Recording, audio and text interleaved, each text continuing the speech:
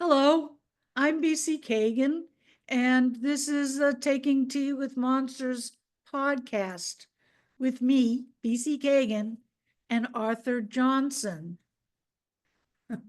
um, and also Raj, who you will not get to see.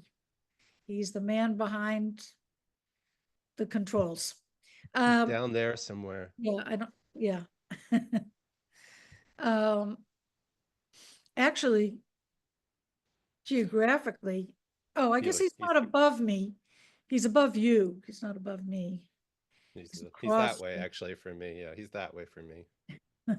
Way over that way. Yeah, he's way over that way from everybody. Except the other people in his state, which we won't state. We won't state what the state is. No states. So uh I forgot why we're here. No, today um I'm going to talk about a time in my early on in my music shooting career uh in Boston, where um, sorry, I have to do this again, even though I, um, I don't, I really wish it's one of the many things on the list. I wish I knew who it was who, turned me on to this apartment, but somebody did. Um, I moved into this apartment. Um, it was in a building that had actually been used as a number of things. I've kind of Googled it, and you can too. It's but in terms of, you know, the music stuff, this building was the original location of the Boston Tea Party, the music venue, the Boston Tea Party. And because of research that I've done just recently, even though I lived there, I think it was 79. Yeah, it must have been 79. I just kind of vaguely knew some stuff. I knew that the Boston Tea Party wasn't more than one location in Boston, but this is the original location. And apparently, from my research, it was a long, long time ago, a Lutheran meeting house. But when I went to look at the building, one of the things that was very notable, particularly in Boston, was there was a huge stained glass Star of David over the entrance. Um, Not a city that's filled with synagogues. Um, and so, and I actually don't see that much information about that online, but at one point it had actually been a temple. I'm sure Cool. somebody can tell me about that. So, um, Can we but divulge the general or specific location of this building? yes, and I'm going to do that along with showing this. Wonderful. Yeah, That's a great poster. I like that poster a lot. thank you. This I made at Plastic Image, which was the place where I had and other people had access. Yeah, see, Mm-hmm. to a color Xerox machine, which was very cutting edge and brand new at that time. Just, Were those original? Was the photo multiple photos? I guess of you. Were they originally color, or did you hand color them? no, their color. Honestly, I have no idea how I did this. It's a great job of early photoshopping. There is no Photoshop involved, I would Well, I guarantee. know not actual photoshopping, but Yeah, cutting and pasting. it's cutting and pasting, but it's really excellent. Yeah. I say so myself. Now, are So you yeah, showing that because this is your, is this like your housewarming party? no, not a party. No parties. So it was 9 I'm showing Appleton it. This is Street. the address. My address was 9 Appleton Street. I see when the the Boston Tea Party is referred to as being on Berkeley at the corner of Appleton. So there was an Right, entrance on Berkeley Street and one on Appleton Street. And to get into right. my apartment, you went in on Appleton Street. Okay. Um, so again, I have no idea who told me about this apartment, but I don't know if it was a realtor or whoever showed me the apartment told me that the guy, when the building was renovated for apartments, the guy who moved into that spot wanted to be a photographer. And this was told to me in a way like, sorry, um, like that the person who was telling me felt bad for this guy because he had, aspirations, Mhm. photographic aspirations, but didn't have what it took to back them up. So According, this yeah, this realtor knew that you were a photographer, or did you tell him that's I, what you were looking for? I, I have no idea. Hmm. No, I don't think I told them that's what I was looking. I don't know how I got hooked up with this, but when you walked into the apartment, which the entrance was on the ground floor, if I remember correctly. And when you walked into the apartment, you were walking into a photo studio, a full shooting space that, was all white. And on the far wall, the guy who wanted to be a photographer, and apparently he knew enough about photography to create this nice studio. And also there was a dark room already there, um, which was all set up. It was amazing. Mhm. What is more amazing is that I ever moved out of there. I really don't understand that. But the story kind of explains it a little bit. Uh, if you put it in with my cluelessness and being too young to know a good thing when I had one. So yeah, there was a whole backdrop system against the wall with pulleys and stuff so that you could bring a white seamless down over a black one. And it was really great.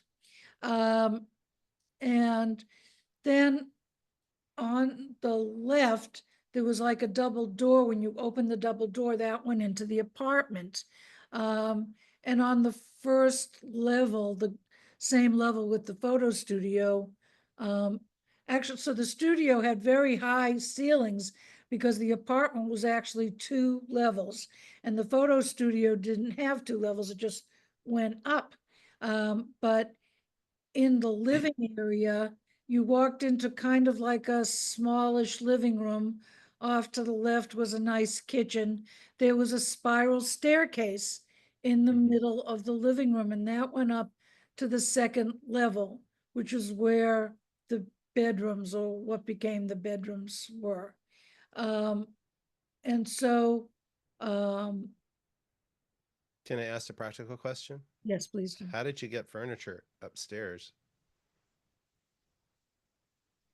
with the spiral staircase? I'm just curious. That No, seems I'm laughing challenging. because it's just a part of, I'm surprised you don't know this from the other side. All I remember is when I was younger, every time I moved, there were boys who were moving my stuff for Well, me. yeah, sure. We always had you always had a party of friends helping. I mean, we always did. Yeah. Yeah. So I have no idea how the stuff got up there, but I didn't have too much. I had a bed. It was the dark room was all laid out. Yeah, it was just a bed, really. I didn't have any chairs or anything. There was a sofa. It may have even been furnished. There was a sofa in that living area. Hmm. Anyway, um, in this space, so 2 things. One, I don't remember what the rent was. I'm sure it was compared to today's rent, it was probably nothing. But for me at the time, it was more than I can handle on my own. And so I moved in with my roommate, Mary. Um, and I'm now just kind of wondering if somehow Mary knew about this apartment.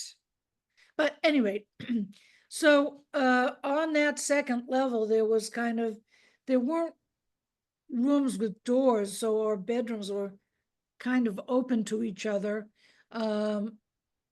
But they were separated by some space, and that space, there was like an opening that went, that you could look over a wall and look down into the living room.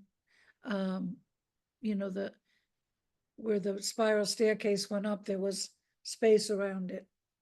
Mm-hmm. All those hand gestures. Mm-hmm. So Mary and I slept upstairs.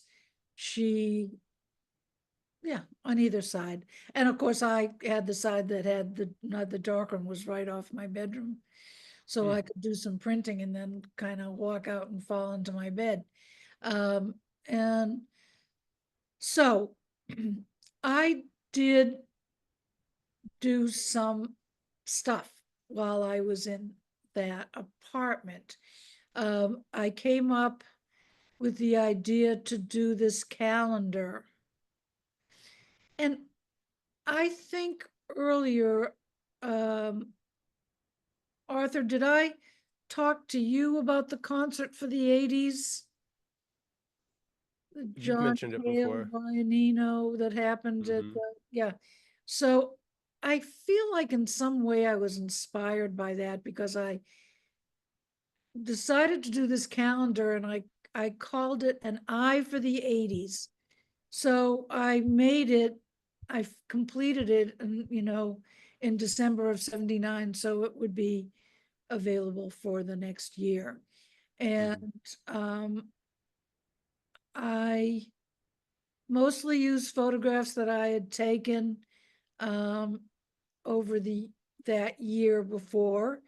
But for the cover, I wanted, I guess I wanted to put Rick on the cover. So what happened was I was at the Rat one night and I saw Rick sitting by himself at the bar, and I approached him and I think I must have told him what the project was and asked him if he would come to my studio and do pictures with me for the cover shot of the calendar. And he said yes, because Had you already worked with the cars? I had photographed them before, but I don't think I had worked for them before. Um,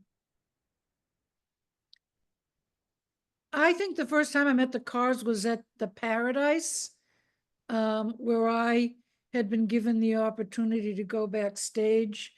A manager there had said, unless we're told no, you can go backstage anytime, just as long as if we are ever told no, that you don't, cry and throw a shit fit. So those were the rules. And so I was backstage for probably the last time the Cars ever played the Paradise. Um, Rick could be quite friendly. I don't Mm-hmm. know that we spoke to each other. He might have said hi to me. I was still pretty shy about talking to people. I'm not really sure what happened. Um, I'm laughing because I'm about to tell something a little bit adult. Oh my. I think that my,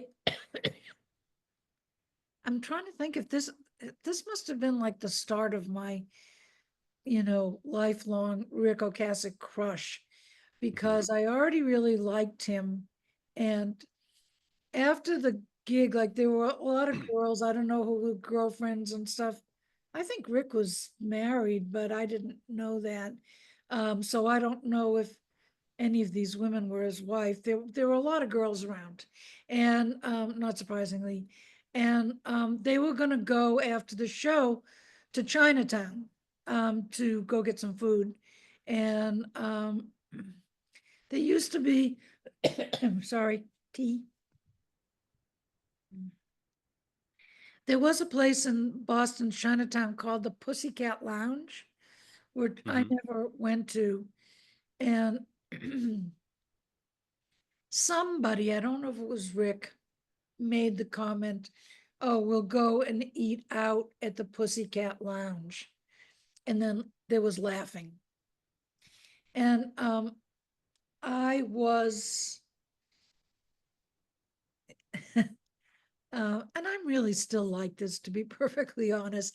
I was slightly horrified because my new crush would think something so crude was funny.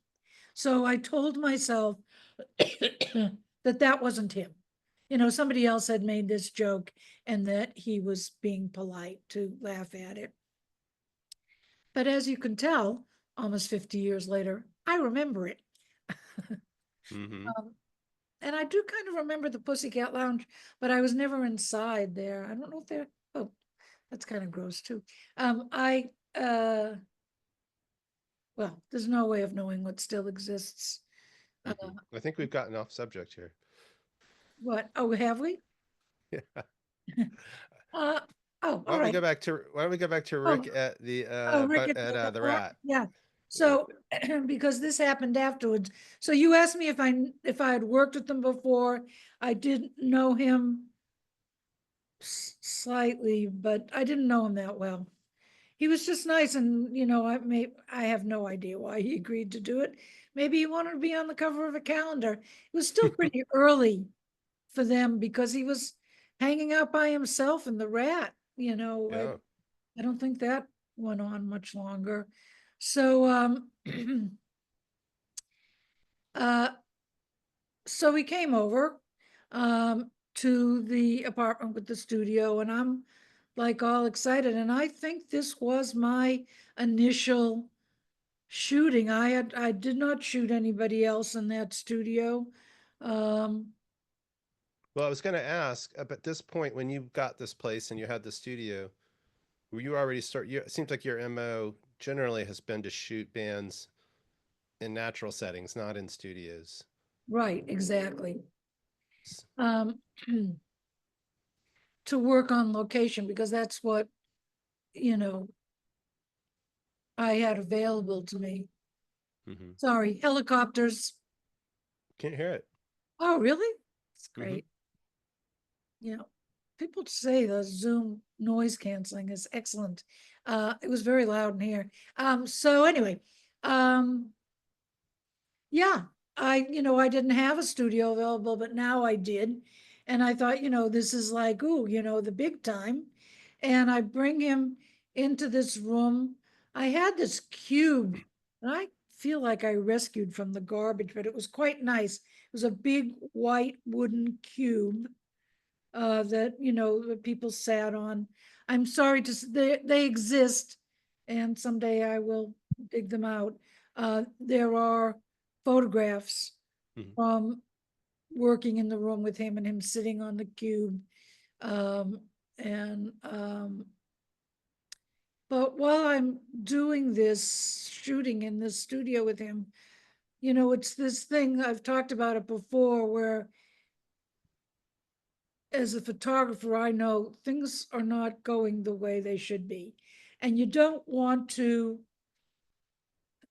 I'm multitasking in that I'm trying to fix what the problem is, figure out what the problem is, fix what the problem is, kind of hide it from the subject so that they don't become concerned about Yeah, what's going on. because you don't want them to be self-conscious Yeah, or or lose confidence in you or themselves or Mhm. anything. So, but it wasn't working, really wasn't. And um, so I took Rick into the apartment.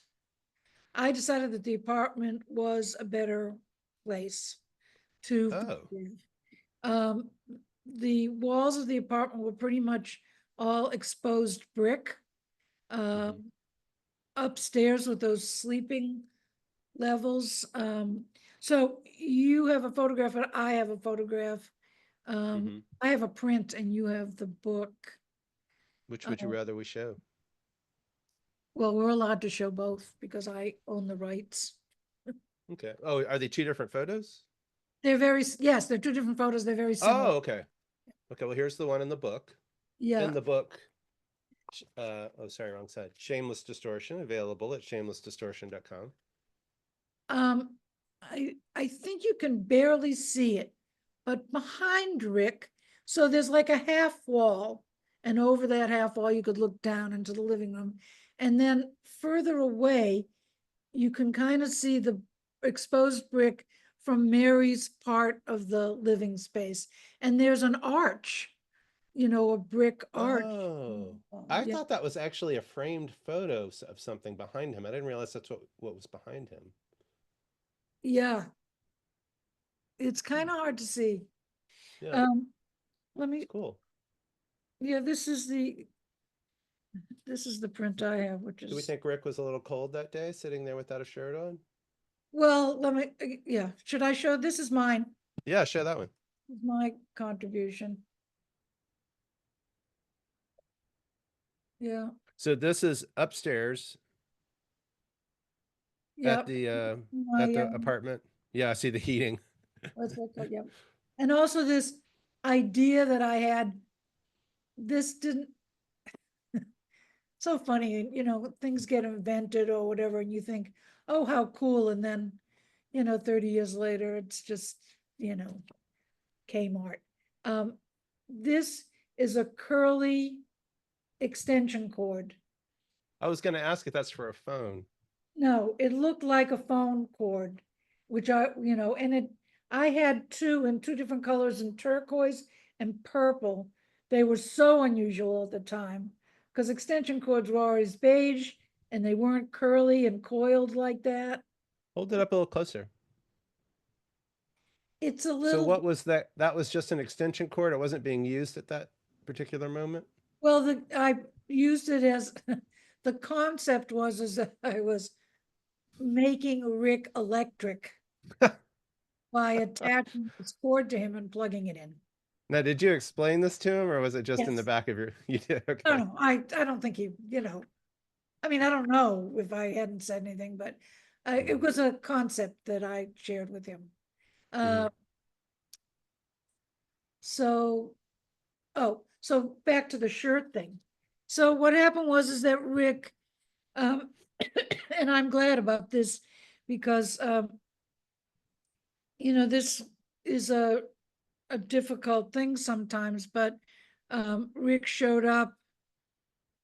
Um, he had a shirt on under that leather jacket that was striped. And sometimes stripes can be a Mhm. problem because they attract too much attention visually and, you know, make it hard to, you know, get much use out of the photographs. I really didn't so overall, I really didn't like the shirt that he was wearing. And I didn't want to say that. I don't remember what it was that I said to him. Um,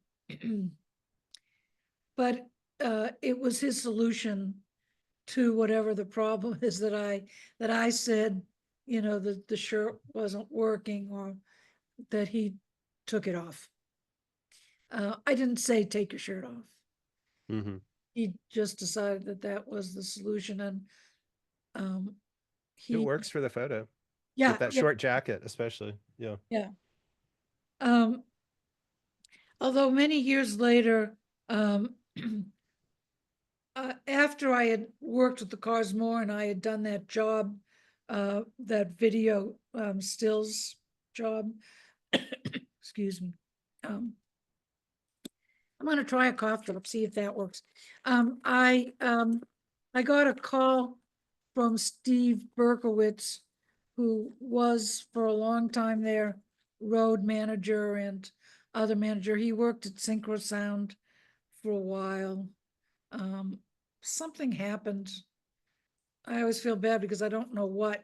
He was, he was the person that called me with the job for the video shoot, but um, uh, he called me, um, I don't know where he had seen the photograph, the one that you showed in the book. He must have seen it someplace, and he was very upset. So this is cars management, lower level management, very upset that I had, published this photograph of Rick without his shirt on. Yeah, I know, it's crazy. And it was the issue that you showed, you printed a photo of him at all, or just that he was shirtless? It Was was what? that he was shirtless, because they had hired me, I Huh. mean, at that point, and maybe at any point, if I got hired, people wanted me to get my pictures published. I think a lot of times that's why I got work, and that's why people spent time with me, because I would get published, so they know that they weren't wasting their time. They would get some publicity out of working with me. No, so it wasn't that I had published a picture, it was that he didn't have a shirt on, and somehow that was upsetting to Steve, I guess. Hmm. Went against the cars thing. Hmm. Um, So one of these photos ended up on the cover of the calendar? well, that's what it had been shot for. That's why he came over, is to do the calendar cover. So we, just to, I mean, I already had this gigantic crush on him, and now, I'm photographing him in my bedroom, and there's nobody in the apartment. Mm-hmm. There was definitely some inappropriate flirting that went on during this time. But I was probably not, you know, I think I was crushing too hard to really be able to function properly in the flirt dynamic. Um, yeah,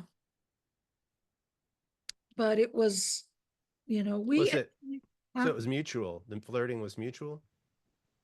Except you weren't Oh, really yeah. able So to, but he said some stuff to me, and I will, okay, this is a big announcement, everybody. There, although I don't think it's exclusive to me in any way at all. There was actually a kiss, oh. and it was nothing. I mean, you have this humongous crush on somebody, and then there's a kiss, and yeah, no. I wouldn't say it was bad. I'd just say there wasn't anything there. Hmm. But that didn't end my crush or my fantasizing about him and thinking that, something could be there. Mm-hmm. Um, so, and I will say this, I think, I should posit this probably differently, but when we lost Rick, one of the things, the summations, I mean, I feel kind of, and maybe a lot of people feel this way, I don't really know. I knew Rick. We spent a lot of time together. That day before the kiss didn't happen in my bedroom, I will tell you. What happened in my bedroom is that after we did the pictures, we did lie, because like I said, there was no furniture in my bedroom. It wasn't very big. It was just a bed. And we did lie around on my bed, just talking, fully clothed. Mm-hmm. Um, Although also I have no idea. I don't remember what we were talking about. Mm-hmm. Um, and I think what's more important is what you weren't talking about. maybe. Um, and so when we lost him, we the world, um, Mm-hmm. I felt weird, because I thought, I don't really know if I have the right to say he was my friend. I didn't know Why him wouldn't that you? well, but I You think I knew him well enough to know that probably not a lot of people knew him very well, because I don't think he was a person that was all that knowable, hence the lack of the belly button. And, but the other thing that I thought, and I'm telling you that, yeah, my efforts to actually try to make something happen, because there were a lot of mixed messages from him, and I did continue to fantasize and think that something could happen. But the summation was, I realized, looked back and thought, so grateful that nothing had happened between us. Mhm. It would have been Mhm. awful. But at the time, I wasn't really mature enough to know that. Mhm. It wouldn't have been good whenever it had happened. There probably, I don't even know how many times I did pictures with him. I probably could gather up the photographs and say, yeah, this is from this time. But I'm going to say that Rick and I probably shot together 5 or 6 different times, at least. And if anything had happened, and whenever that had happened, that would have ended. So if Right. something had happened at the second time, there wouldn't have been a third. It just wouldn't have, yeah. So I am really grateful. Um, it wasn't actually, and this is kind of a whole different topic, but um, uh, in the 90s, I did a project with a bunch of people in the adult entertainment industry. And Mhm. it was a porn star, a male porn star, that said some stuff to me that, um, which I thought was very insightful. And I was really, glad to hear it, which is that having fantasies about people has nothing to do with reality. Well, I don't want to say nothing, Mhm. um, but it can have nothing to do with reality. That you could have a fantasy about somebody and you don't even really want it to happen. You just Mhm. think that you do. Um, so anyway, yeah. Um, Rick had to come back for something. I don't know if I was going to show him the contact sheets. I probably made a set of sheets for him. And I remembered there was some plan that he was supposed to return to the apartment on Appleton Street. And Mhm. I think I had some other plan. I remember, you know, I could tell you what I was wearing that day because, uh, yeah, I again was like cooking up the fantasy machine. And then something happened. Someone rang my doorbell. This girl, and she came to my apartment. I don't even know where she got my address, and she wanted something from me. And Rick showed up right while she was there, and she just went ballistic, And she asked Rick for a ride home, and he Did was she know him? she knew who he was. No, she didn't know him. Who He asked? didn't know Who me either. asked He Rick? just showed up at my house. Um, Hi, celebrity person. Can you give me a ride home, please? yes, exactly. But, still, I mean, I think for most of the years, you know, he was a local celebrity, even though he was an international celebrity Mhm. in Boston. I think people still thought he was a local celebrity. Mhm. And so, anyway, that again kind of made whatever plans that I had for something to happen. I thought that he'd, hang out, but, we had to give this girl a ride and, yeah. So, okay, work-wise. You asked me about bands that I photographed in the studio and if I wanted you to show pictures. Um, I didn't photograph anybody in that studio. I think that after that experience with Rick, I came to realize that photographing in a studio like that was not what I was good at. And it's Mhm. not what I wanted to do. I think, I definitely think I thought I wasn't good at it. I really didn't understand it. Um, I didn't understand how to make interesting pictures in a studio. Mhm. That's how I felt about it. And I honestly do not recall working with anybody else in that fantastic studio. And, Yeah. in the years that I had sorry, I got to adjust myself in the chair.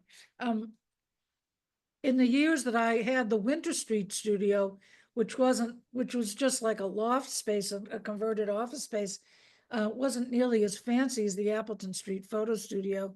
I photographed many bands in there. Hmm. I'm still gonna say that my location work overall is better, Mhm. but I did come to understand a little bit how to work with bands in the studio. And yeah, so often, concepts that I would have, like the curly electric cord or stuff like that. Yeah, they were just like, I don't know what the hell. I know the Del Fuegos came to Winter Street, and before they came, I built this. I have the contact sheet somewhere. I built this gigantic um, guitar out of 3-ply corrugate, that corrugate that's really thick. Um, Mhm. I built this guitar that the guitar body itself was probably like 4 feet high, and then the neck and stuff, because I thought, oh, the Del Fuegos could, like, kind of sit under this gigantic guitar. I don't think those pictures ever got used for anything. Hmm. The guitar hung around in the studio for a while. It was kind of cool on its own. Um, and I did a concept thing with Rick too at Winter Street, um, for the cover of Trouser Press. That, you know, there's a certain art to lighting things in a studio, um, that's a little bit more about calculation. And the way I work was more about what I see through the viewfinder. Mhm. It's not about, you know, a light at a 45-degree angle and another light at another 45-degree angle. It's like, oh, the light looks right through the viewfinder. Um, Do you think that you like the challenge or stimulation or feedback that you got in a natural location rather than in a studio where it's sort of this blank canvas unless you construct things for the subject to interact with? you mean in terms of the people, in terms of the Well, in subjects? terms of when you're photographing, do you like you just you prefer being on a location where there are things around and it's not just like a sterile or semi-sterile space? Definitely, yes. Yeah. And, in a troubling sense, don't tell Marie Kondo. Um, because I remember saying to bands sometimes that I'd be like shooting them and I'd almost trip over a chair, Winter Street, because there was stuff around, and that studio was a little more, it was smaller and more cluttered. Yeah, I like the clutter. The clutter actually helps me. I don't want to be in a big open space. Like Mm-hmm. having the restriction of, oh, if I go too far, or I'm gonna have to push this chair a little bit to get the right angle. And in a studio, I assumed you'd be using more lighting than you would most times that you would on a location. You need more lighting, yeah. Yeah. Um, yeah, I mean, we could talk about that, but actually I want to talk about Winter Street some more. Um, Not Winter Street, sorry, about Appleton Appleton. Street, yeah. How long were you in that apartment? Do you remember? No, sadly, I think it was less than a year. So the Oh, thing about Mary, I'm gonna jump to Mary for a little bit. yeah. Mary is from Buffalo. Um, I don't know why she had come to Boston. Um, she I don't know if she had any ambitions to be in a band. She almost, during that time period while I was at Appleton Street, that is when I met Tim Hayes. And during that time is when Swingers Resort was formed. Mary was actually part of that plan because I met Tim with her at a music event, and he was really inebriated. I didn't know him. I don't even remember why we started talking, but somehow at the end of the night, there was a plan to start a band. Sure, that's how the best bands get started. Everybody's drunk. Let's do it. Yeah, I wasn't because I was rarely drunk, and Okay. if ever, really around then. Um, but Mary was supposed to show up. There was a band meeting. That was what we left with. There was a, Hmm. Not a rehearsal, just a meeting to talk about the band. I guess, yeah. Yeah, Well, sure. yeah, we weren't at rehearsal stage yet, but there was going to be some playing. Right. I owned a short scale, I think, a short scale Fender bass. Oh. But I really didn't know how to play it. I think Tim needed to kind of assess how little I knew because he was the one that ended up Hmm. having to teach me how to play. Uh, Hmm. and Mary was a keyboard player. I've never heard her play, but I'm imagining that she was fairly accomplished. She was also very knowledgeable about certain kinds of music that I really didn't know anything about. So in a way, she did make the right choice because the kind of music that Tim liked, Tim was a huge Jam fan and he liked the Clash. And there were some, you know, things about Tim's taste and my taste that intersected. And I don't think they did with Mary's taste. She was, I really didn't know anything about Brian Eno or that guy Kevin somebody or other. Kevin. Ayers, Kevin Ayers. Ah, okay.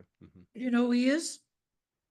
I know the name, but I'm not There familiar with is a his work, famous, embarrassingly. yeah, everything's famous. There's an album, John Cale, um, Brian Eno, Kevin Ayers, and is it Brian Ferry? It's called June 1st.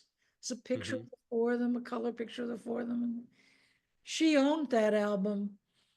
She owned a lot of stuff. She had Nico albums, and I really didn't know anything about Nico, which was ironic because I had actually met people, you know, growing up, in New York. I had met people in the Velvet Underground. Um, I never met Nico, as far as I know. Um, but Mary was a huge fan.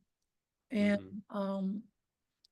she also liked Throbbing Gristle, all these bands that I didn't know anything about them, and she knew stuff. So, um, yeah, it's only recently thinking about this that I came to that conclusion and that I just told you that, she never told me why she didn't show up for the band meeting. Um, but in retrospect, it made sense. Um, I don't, yeah. Maybe she had an idea that it probably wouldn't be a good fit, and so just didn't want to go down that path with you guys. And really, and I've worked very hard to try to find ways to put this delicately, and this is pretty delicate. I think she was much more interested in dating guys in bands than she was in being in a band at Hmm. that juncture in her life. Hmm. Um, it's definitely a different pursuit. I'm not saying that one is better than the other at all. Although you'd think that Hmm. I'd be saying that, but I'm not. Um, And so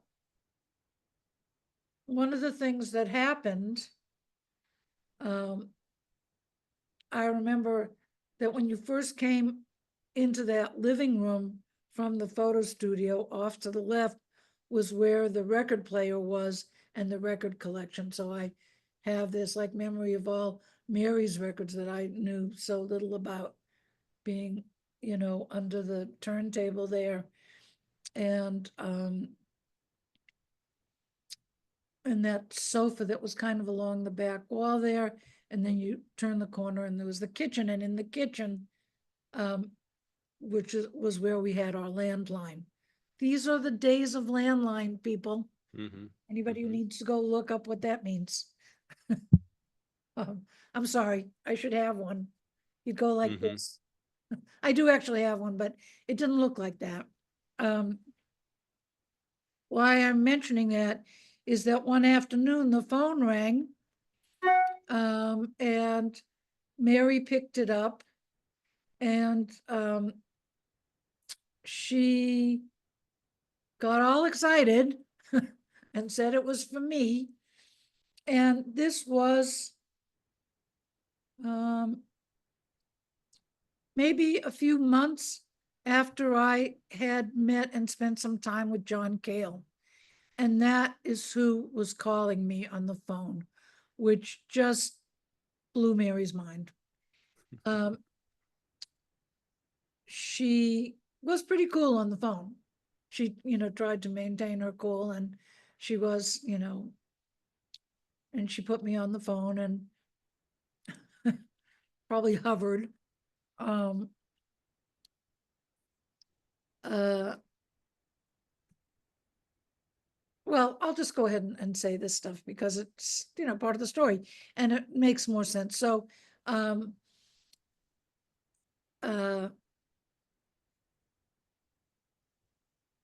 John was calling to tell me, that the woman that he lived with, and had been living with for 10 years, and I didn't know that, had thrown him out.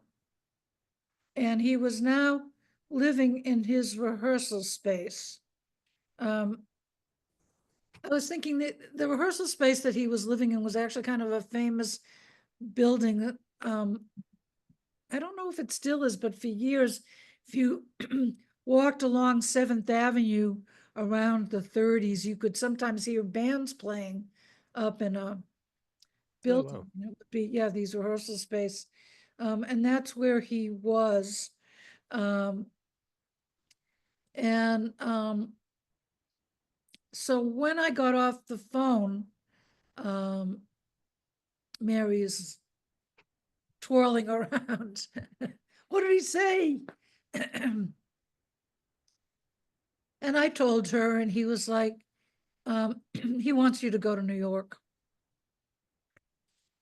Now, this I think is a very important part of my story, certainly in terms of my friendship with John Cale.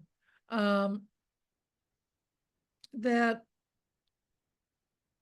yeah, he didn't, the fact that Mary said that he wanted me to come there, he didn't tell me he wanted me to come there.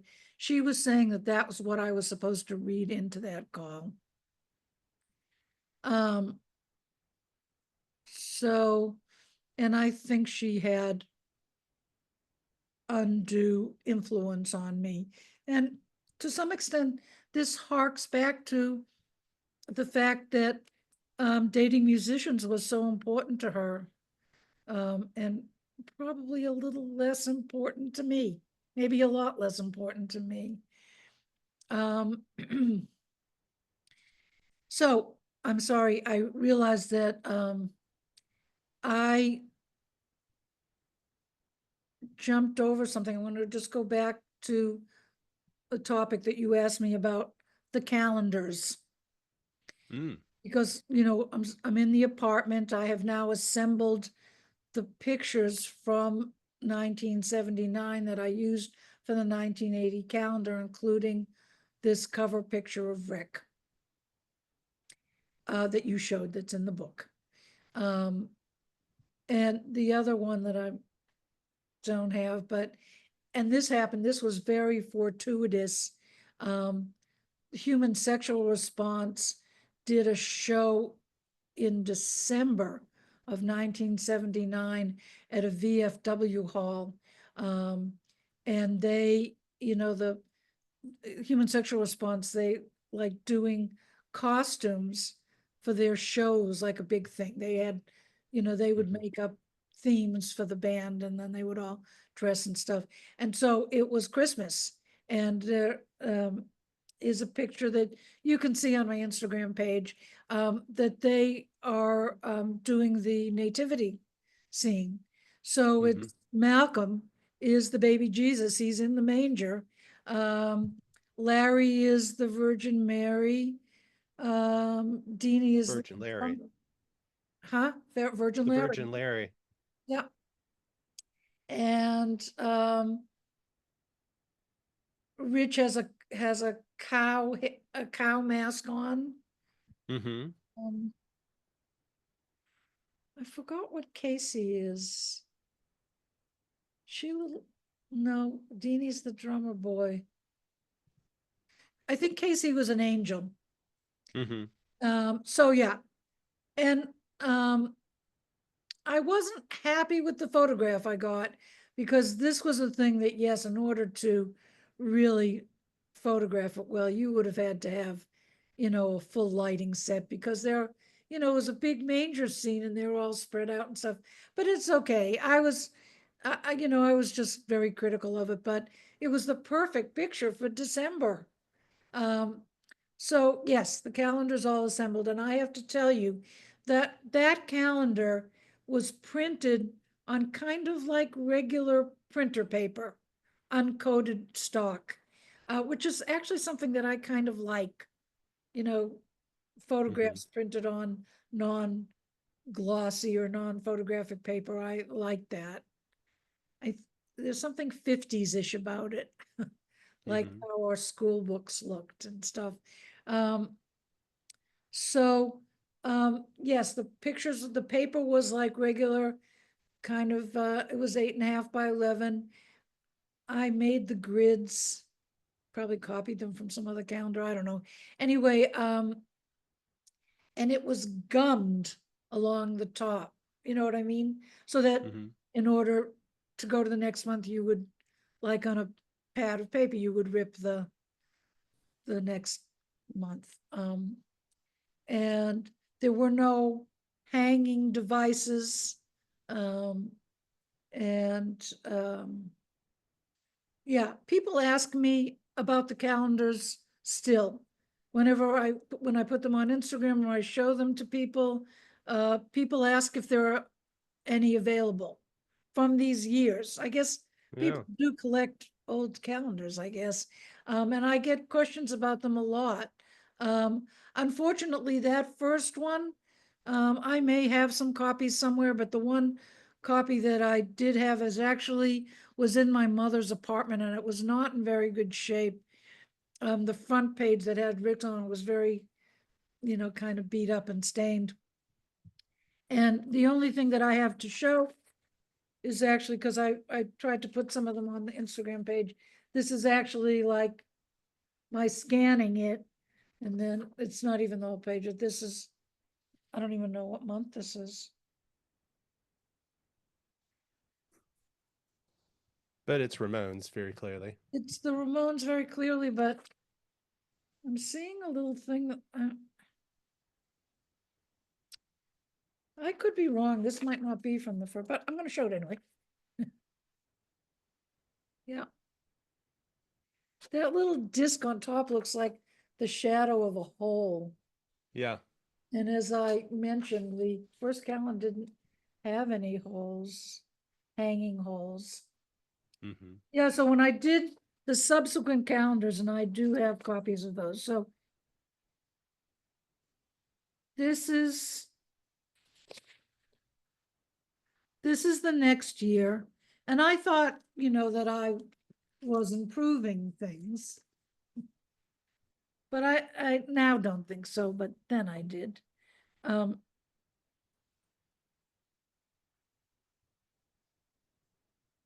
there you go. Very nice. Yeah, so holes, and I've gone on both sides because there are some verticals and some Sure. horizontals. Very I clever. had, spiral, Spiral. yeah, and you can see if I turn a little bit, there's a little bit of gloss to the paper, and it's bigger Yeah. than the first one. And Right. then the next one, um, look along. The next one is, yeah, the Jello Biafra one. Again, spirals, holes. This one's a little bit smaller. But ultimately, yeah, I think I like the design of the first one. And if I did one again, and I'm thinking about it, so, people should get excited, I hope. Oh, also, always on the back was like a self-portrait page. This is my Nice. self-portrait Yeah, page. zoom in on that. Let's get a good look at you. Bring it How up closer. Bring it up closer. Yeah, there she is. That's a great photo. sleepy. Awesome. Uh, Backstage pass for the jam at the channel. Nice. That's me and the ex Barry Hall. Oh, at the bottom? Oh, cool. Yeah. Nice. Because in those days, um, these are little Barry Hall drawings. Mm-hmm. Um, in those days, I always had in order to do a selfie, I would always use another person. I mean, I would use the self timer and the camera, but I would use another person to sit in my place and kind of get an idea about the headspace and stuff. So Sure. in the years before the camera phone thing, there's always somebody else involved. So Barry was involved, and actually not this one, but the very first calendar, Mm-hmm. um, and that self-portrait's very popular. I'm wearing some kind of Doctor Who fake space gear. People Nice. comment about my boots a lot. They're like, oh, Mm-hmm. white rubber boots. My mother actually helped me with those pictures. She was visiting from New York and helped me align the pictures for that in the photo studio at Appleton Street. So I did use it, but not to shoot bands. Mm-hmm. Um, so yeah, let me see, and I'll show you the one for this. So I needed to say the calendar story because Oh yeah, another great photo. I love all the spread of photos. That's great. yep, in a tiny little apartment on Beacon Hill Mm. that I ended up living in after leaving that great apartment on Appleton Street. I don't know why I didn't think I should just try to get another roommate when Mary left. Hey Barbara, we're BC. We're at the 1 hour mark, so maybe we Oh, want to okay, so I will, wrap up. because there Yeah. is a wrap up to this story and why at the John Cale point I needed to show the calendar. So on Mary's, whatever that, I don't know if that's a recommendation or guidance or whatever, I went to New York and visited John at where he was living in the rehearsal space on 35th Street. It was weird, in a lot of ways. Um, I will just touch on the fact that the woman that, I'm just gonna say it, I don't know who I'm protecting. The woman that John lived with for 10 years was a very influential woman named Jane Friedlander, she managed a lot of people like Patti Mm-hmm. Smith and Iggy and all kinds of people, and she managed John, and she was a publicist also. Um, so that when I didn't, um, the first time I met John, I didn't know that they lived together. Maybe even the second time, I didn't know about this. But when I found out that that was the situation, I was very concerned about how this could affect me. I wanted to have a working relationship with Jane. I really didn't want to jeopardize that. And anyway, so just to say that that was part of what was going on.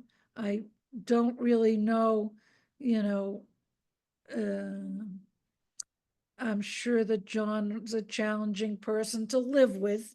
I don't know what was the final straw. When you are a band manager and a publicist for a bunch of bands, you probably do have a pretty high patience level. So I don't know what was the final straw. He did not tell me why she kicked him out. But while I was, the rehearsal space that he was living in was kind of two rooms. One of them had a bed in it, basically, and the other had all his equipment and stuff anyway. So I was in the living part of the room, and I'm sitting on the edge of the bed, and I look up, and there is my calendar on the wall. And I had not sent John a calendar. I had sent Jane a calendar because they were made for promotional use for me Mm-hmm. as a photographer. And I had Mm-hmm. no address for John.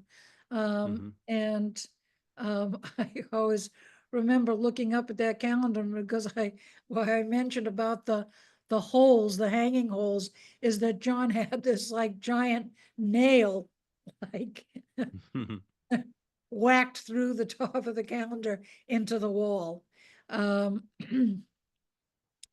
and I had a very bad feeling. Rather than feeling like, oh, John Cale has my calendar, and I was like, oh no, I'm not sure how that got here, and I'm not sure I want to know. Mm-hmm. So anyway, yeah, I think that's a really good place. Kind of a full circle. Yeah, you brought it around. Yeah, Nailed the landing with a nail, an actual nail. yes, a very large one. All right. Well, that was I loved all of the stories. Oh, good. Yeah. Were they better Uh, because they were surprises? they were all surprises. I didn't even know you were a photographer. It's amazing. Um, well, Maybe we I'm. will close by reminding people that you have a book, Shameless Distortion, that is available through the Shameless Distortion website. Yep. And you also, we have an Instagram page, Shameless Distortion, Yeah, which is well worth visiting because you post a lot of photos that are not in your book I do. and tell more stories. And of course, people should keep continuing to check out this YouTube channel for Taking Tea with Yes. Monsters. I'm Yeah. gonna try to put Taking Tea with Monsters on some other platforms. And also, um, there is a bckagan.com once again, which is my website.